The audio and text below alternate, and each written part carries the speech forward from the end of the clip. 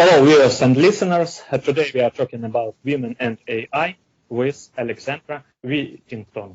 Alexandra is adjunct lecturer, futurist, founder of Partners in Foresight, and Foresight director in Fast Future Publishing. Hello, Alexandra, and welcome to my show. Hi, Alexander. Thank you for having me. Alexandra, could you tell us briefly about your companies and how your foresight helped a company or a person to achieve necessary result? Sure. Well, as a futurist, I have had a lot of exciting business opportunities over the years. And so I would say one of the times that I was able to produce the results that my client wanted to see was when I was invited to write basically a science fiction story. Mm-hmm. A company was interested to explore designs of new machines, new technologies of the future. And they found me as a futurist, someone that had some creative ideas and could write and could think of new future scenarios. They asked me to write a story, just a regular story about the future, about this technology, and I could pick whatever I wanted, actually. So I chose to write about the artificial womb, mm-hmm. which is being able to, a machine that can gestate a baby outside of a woman's body. Okay, excellent. Alexandra, exists difference between how women and men are creating and coding AI and what final result they want to get?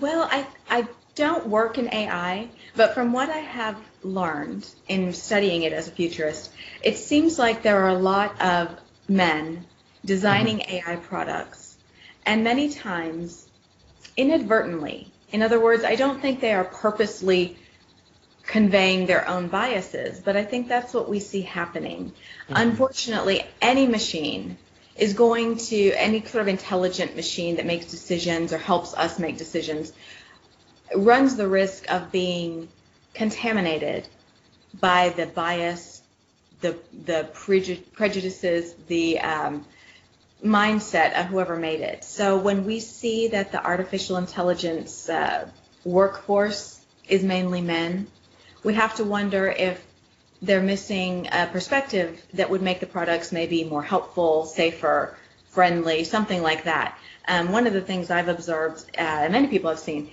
is that commercial AI products can often take a female form, whether it's a female voice, a female name, a female face, body, something like that. It ranges from a full-on, what am I trying to say, avatar, all the way to your Alexa, right? It could be embodied into a woman or not.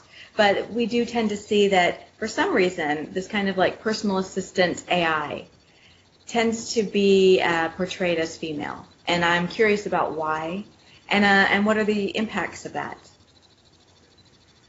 Okay. Alexandra, in process of AI manufacturing, women do all chains of manufacturing. Mm-hmm. I believe that that's true, but I have read, and it's my understanding that it tends to be a male-dominated field, like many of the science and technology fields. So that's why you have seen a lot of campaigns to attract women to study mm-hmm. computer science, to study data, analytics, that kind of thing, so that we can have both perspectives a little bit more equal in that area. Okay. Alexandra, exist typical types of work in AI industry that women prefer to do? I don't know. Honestly, I don't know because I don't work in AI. As a futurist, I'm an outside observer.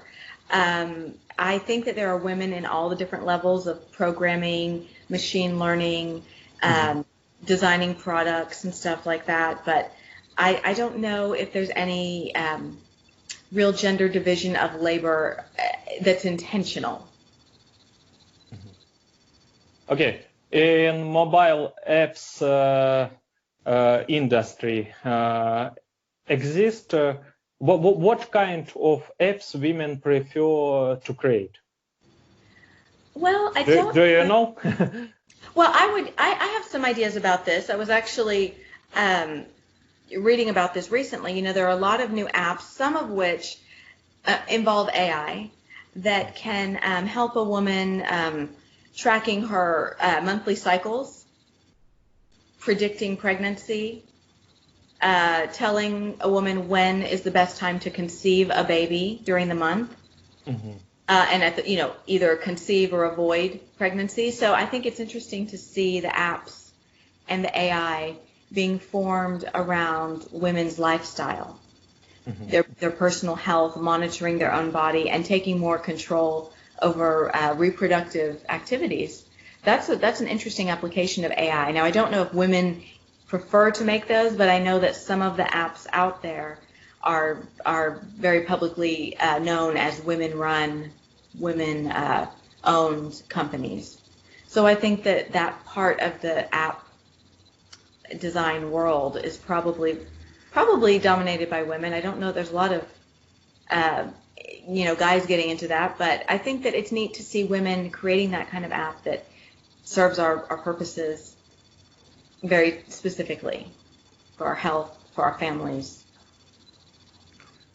Alexandra, automation on the labor market will have effect more on women or men? Right. So I have heard mixed answers to this question. I've seen mixed research. I think, and this is what I've written about, so first I'll tell you my opinion, is that women may come out in a better position than ever before. Once we have the full brunt of automation, we may see that a lot of the jobs that are easily automated were actually jobs dominated by men. Physical labor, construction, science, doing scientific research can be replaced, maybe a scientist can be replaced by an algorithm. So I think that the jobs that are not so easy to replace or to automate are teaching, nursing, childcare, all of these jobs that are women dominated, at least in the US, at least in the West, I would say. These are women dominated jobs. So I think that women actually have an edge in the sense that the industries that we already make up the majority of, the ones that I just named, those are probably at less risk of automation because they have a human, subjective, relational element that I think it'll be difficult for AI to achieve soon. Right now, my understanding is artificial intelligence is like maybe as smart as maybe a 10-year-old child, right? Maybe a 10-year-old human at the most, 5-year-old maybe. Depends what you're talking about, and I'm not an expert in this.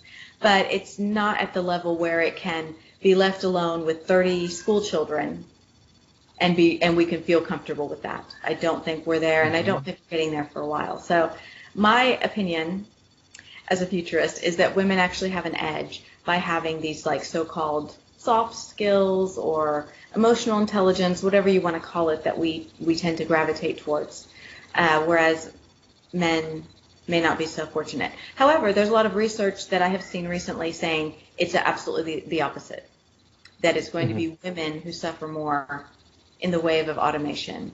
And I think that pertains more to retail, women who work in retail, women who work in, cleaning, maintenance, those sorts of jobs. The impression was that they'll be the first to go as soon as machines can come replace them. So in the near future and the future, women will dominate on the labor market, yeah? I think it's possible. I think that's one future we should be looking at, for sure. Okay, so what skill set allows women to be more adaptive to changes? You mentioned it, soft skills, yeah? What else? Right. Well, this is really, this involves a ton of stereotypes, doesn't it? To say that women are like this and men are like this. We know that is not a really valuable way of looking at the world. It's oversimplistic. But at the same time, the fact is, like I was just saying, women tend to be drawn to careers like teaching, nursing. These are the so-called pink-collar jobs, as we call them in America, the ones that are dominated by female employees. So if we assume that the reason they go in those jobs is because their skills are well matched. Mm-hmm. Then maybe it's fair to say that there are feminine skills that deal with caring, that deal with emotional intelligence, which is like putting yourself in someone else's shoes, being able to understand other people and relate to them, and teach and educate, give a nurturing touch to your job. So if we look at it as a strength on the women's side, I think it will be a strength into the future to overcome automation and to put us in a good position. Once we automate a lot of jobs, I think it's going to be very clear what's missing. And it may be up to women to step up and provide that, whether it's wisdom, kindness, even something as simple as manners and good behavior. We teach each other that through example. So it might just be someone would be looked upon as a respectable elder, right? Just kind of have them around so we learn from them the right way to act. We learn the history from them. We learn social skills. That could be women or men, but women might have the strength to do that. Excellent. Alexandra, tell us a little bit more about all benefits of using AI for women. Right. Yeah, this is something that I've sort of looked at and studied as a futurist. I'm very interested in the future of women in general. So when it comes to technologies, I like to see how can this technology affect our lives differently. What are the special implications for women? And I've looked at AI in terms of a couple different ways. First, let's just start with the workplace. I'm a working woman, right? Let's say, any woman who is working, any person really, but let's apply it to women. An AI assistant, for example, could help you with your job. It could help find new opportunities for you. It could help you network. I mean, these things are really already happening today, right? With our Gmail that's so smart and our, social media that introduces us to the right people within our networks. But if you can imagine that kind of help for women at the corporate level, perhaps it would be a career booster so that we can compete more easily with men when it comes to, those high-level opportunities in the workplace. That's the workplace. Let's think about the home. Now, the home is for men and women, but I think statistics have upheld for many, many decades that it continues to be women who do the majority of the work in the home. The women do the majority of the caregiving in the home for the children, for other family members. So assuming that continues to be the case, smart homes run with an AI system or something could be a great benefit to women. We don't have to think about what food do we need to buy, what products are running low in the house, what clothes do my kids need, are they running low on school supplies, or do we need bread for tomorrow? Smart technology being able to assist women with this kind of thing could be really empowering because our domestic responsibilities, some people might see it as a burden. I don't know. Some people might see it as a blessing. I'm not sure. It depends how you feel about it. But it would be nice to have the extra help. Someone smart who has your back, right? A machine that has your back so that you don't forget to get the kids medicine or pick up this or take them to the practice or the tutoring or whatever. We have such a busy life, modern women as working mothers. A smart assistant that can kick in on that end, the parenting side, the caregiving side, I think that would be a huge help. And then that would feed into letting us put more time into our jobs, right? If we don't have to think about everything at home all the time. Now, a husband is supposed to help us, but it doesn't always work that way. So it would be nice to have, a smart assistant to help us remember all the things we need to remember, make sure they happen, take care of everything. That would be a cool benefit. And I already talked earlier about in our health, something to help us get through pregnancy, childbirth. One of the most important aspects of a healthy pregnancy and childbirth is to have support.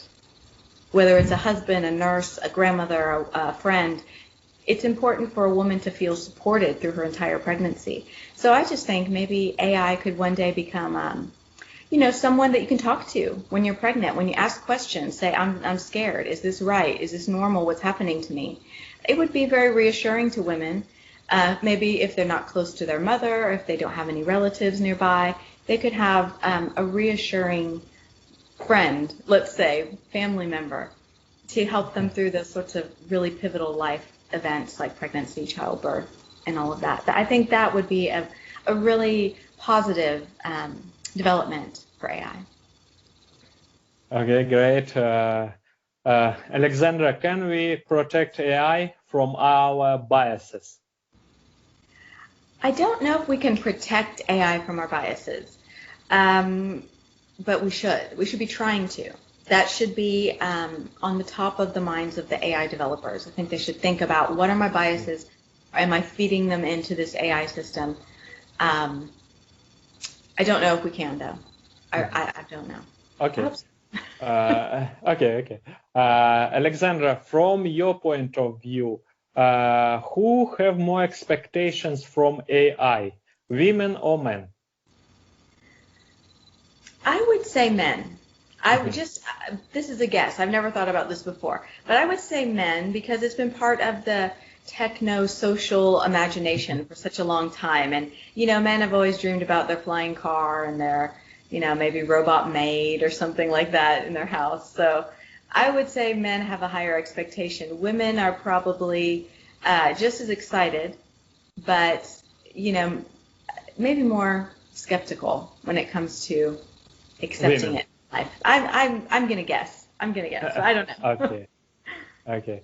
Alexandra, in your point of view, will AI experience deep feelings like mother experienced to her child? I'm not sure, and I think if it does, that would be really revolutionary. But I'm going to flip the script on you a little right here, because something I've been thinking about lately is, how do we integrate AI into our society? It's something that is very hyped, but not very many people have interacted with it, or they're not aware they've interacted with it. They don't really know what it is or how it looks, what it feels like. So I would flip the script on that question and say, perhaps we, the humans, need to take a nurturing role towards AI. And rather than assume that it's our overlord that wants to control us and dominate us and run the world, maybe we should look at AI like a child that needs to be taught, that needs to be nurtured, that needs to learn the rules, that needs to learn how to function in our society, and that it doesn't have anything over us. Actually, we're the ones in charge. And it's really our job to give them a healthy integration into society. Mm-hmm. Alexandra, let's imagine the following situation. If AI will work as a babysitter, will feed, teach, raise the child, this child can start to love more artificial creature than biological mother. Will AI deep feelings to humankind provoke conflict between biological mother, biological parents, and AI? What do you think? I don't know. I don't know, but I have heard someone has already married their robot or something. People have gotten in a relationship with an AI or a robot. So maybe. I think that human needs are evolving. And as our technology evolves, so will our emotional states and our emotional needs. So I would not rule it out. I would not rule it out a possibility, but I think it's a long way away before we see that. However, like I said, I wrote the story for the clients about the artificial womb technology, and that's sort of a technology that experiments with that idea because, normally the bonding between a mother and a child starts when the baby's still in the womb. So when you remove that experience and the baby is in a machine to be gestated at the beginning of life, maybe they would bond with the machine. Mm-hmm. So, Alexandra, from your point of view, will AI in future full member of our families? I think it's possible. Yes, I could agree with that. I think that they are quickly becoming a member of the household, right? We have a smart assistant in the house, or we have a vacuum that is, intelligent and knows stuff about us, or, like different security systems that are constantly aware and letting you interact with your home environment, whether it's your lights or your temperatures or whatever. I think it's already becoming a member of the household, soon to be a member of the family, maybe like a pet, maybe like a dog or a cat. I don't think it's going to be a human member of the household, but I can see that happening. I can see, because at the same time, we have, at least in the West, the nuclear family is shrinking. The number of people that are getting married and having children in the traditional setting, husband, wife, kids, that's kind of fading away. So what is going to replace it? It could be a family that includes an AI or robot or something like that, sure. Alexandra, what's the impact of women on AI future trends development? Impact of women on AI future trends development. I think women's perspective is getting integrated more into understanding AI. This thing we talked about where an artificial intelligent designer can impart bias to their creation is very well known. A lot of people are talking about this. So yeah, I think that women will help push the diversity of people working in AI. I think women will help support education of AI, not just to make AI, but educating society. I don't know if you heard about the course in Finland, the university course for everyone. They're trying to educate the whole country of Finland. Now it's spreading to more countries. It's a free course from University of Helsinki. Elements of AI.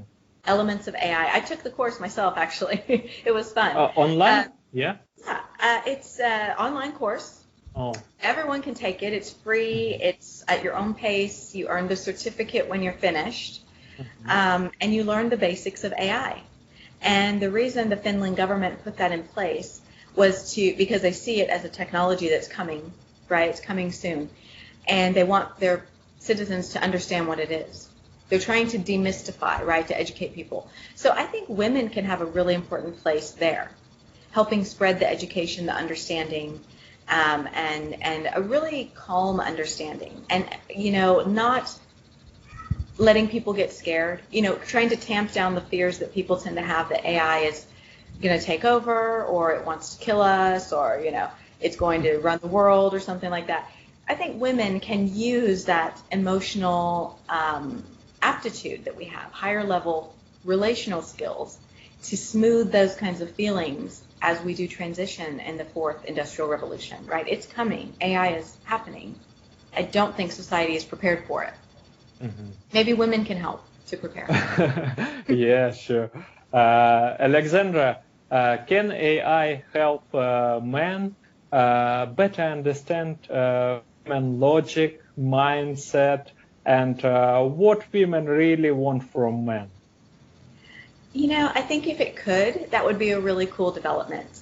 And I would say if it would help all of us understand each other better, maybe when you and I are talking someday in the future, there could be something going on my phone or a wearable or something that tells me, well, he's feeling nervous or he's feeling tense. Instead of me having to figure you out, we're always working off these body language clues and facial expressions and tone and all that, maybe it can eliminate that difficult part of human communication, sort of hidden, more obscured part. And that way someday, if we're on a date, my phone can tell me, okay, your date feels very nervous right now. He's a little scared. So say something funny, and you'll make the mood calm. You'll make the mood more relaxed. If we had that to mediate human relationships, I think it would be interesting. I think it could be positive. But at the same time, what would we be giving up? Because we do have an inherent ability to communicate, to understand each other, to make eye contact, and we don't want to lose that part of ourselves. I think the correct application of AI to relationships could help men get the partner they want or get the friends they want, and women too. I think it could help all of us if it doesn't overwhelm. Okay. Alexandra, in the struggle of women fight for equal women's rights and salary, will AI on the women's side? In the struggle for gender equality, I would say so. I would think so. Because AI is supposed to be, well, any sort of, technology is supposed to be unbiased. And this is a smart technology. So hopefully, in future incarnations, as it gets better and better, maybe it will, use that impartiality to promote social justice. I think that would be a really great outcome for women, for minorities, for a bunch of people. We should rely on AI to correct the biases, the prejudices, the unfair inequalities in society. I think that would be a very good use of it to correct the injustices. And if we can use it as an objective, commentator on social problems, that would be a really good way. Because if you can make it objective, if a machine learning or an algorithm or something could be trusted as completely objective and not, with an agenda, that could help a lot in all sorts of justice and all sorts of equality issues. Great. Alexandra, what should we do with all these things, what we discussed before, that to live in harmony? To live in harmony. Yeah. I would say, and that's a very good vision. I agree with you. That should be our objective. I think that it's possible that, we haven't talked about this, perhaps AI can be a very helpful tool for climate change crisis, for addressing the climate change crisis. I think that if we can somehow, if someone can figure out how to use algorithms and machine learning to understand the ecological challenges that we face, everything from, animal extinction to actual carbon emissions and stuff. I think that's where we need to use AI so that we can live in more harmony. One thing that I saw recently that really touched me, I thought it was really cool, is how some, I guess they were primatologists, I don't really know, I guess anthropologists or something, set up a robot gorilla, a robotic gorilla. It looks just like all the other gorillas. It looks real.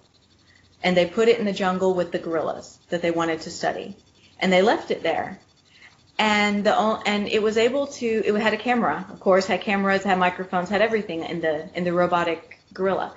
And they were able to capture, for the first time ever, these mountain gorillas singing. Like, the scientists knew that the gorillas would sing, but they don't sing in front of humans, right? They only do it when they're alone. They had never been spotted or recorded in their songs. The robotic gorilla dummy that they put there captured this for the first time. Audio, video of the gorillas doing, they make music, right? Just like we do. So I think that is a really important expression of our humanity. Being able to use AI or robots or whatever, our technologies, smart technologies, to understand the very essence of being human, something like music, something like art, something like,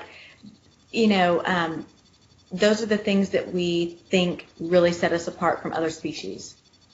The fact that we were able to use it, scientists could use it to look at another species, another primate, doing something that we thought was only human, I think that's very eye-opening, very humbling, and it's the kind of information that we need to live in harmony, not just with other people, but with the whole planet, to find our place in the ecosystem and preserve the planet, preserve our life here.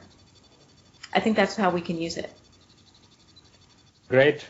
Alexandra, what's your message to people?